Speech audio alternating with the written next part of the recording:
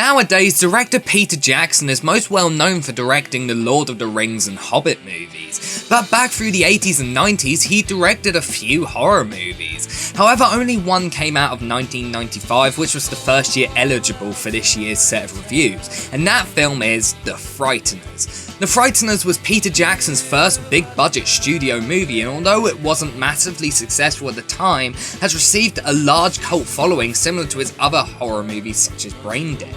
The film stars Michael J. Fox as paranormal investigator Frank Bannister. Since he can see ghosts, he has 3 ghost friends who goes to people's houses, haunts them, and then makes them call Frank to exorcise their house. One day while exorcising someone's house, he meets Ray and his wife Lucy. While at the house, he sees a random number appear on Ray's head. A few days later, Ray dies of a heart attack. He then discovers a black Grim Reaper-esque character as the one killing these people. So with the help of his ghost friends and Lucy, he sets out to save the people who the Grim Reaper is killing. There are loads of other revelations and a couple other subplots in the film, but I won't get into them. It's probably better to find them out by watching the film. Similar to Peter Jackson's previous horror movies, this is basically a horror comedy.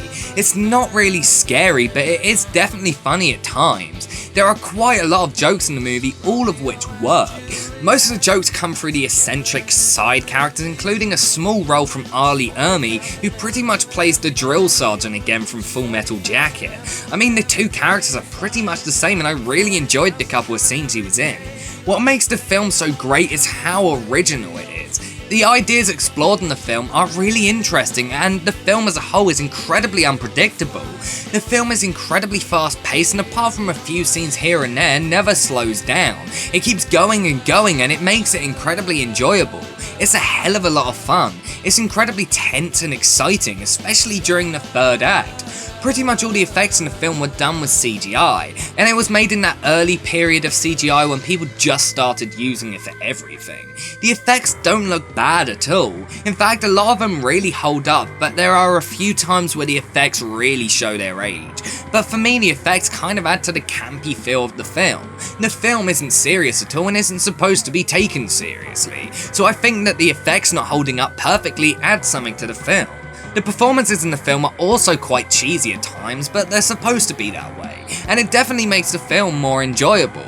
The film was Michael J. Fox's final live-action leading role in a film before his semi-retirement, and it's definitely a great film to go out on, and also he's really good in the movie too. I seriously cannot recommend this film enough. It's really fun. There are problems with it, but just ignore them and try to enjoy the film for what it is. And although it's quite controversial to say, I honestly think this is my favourite Peter Jackson film. I give The Frighteners a 9.5 out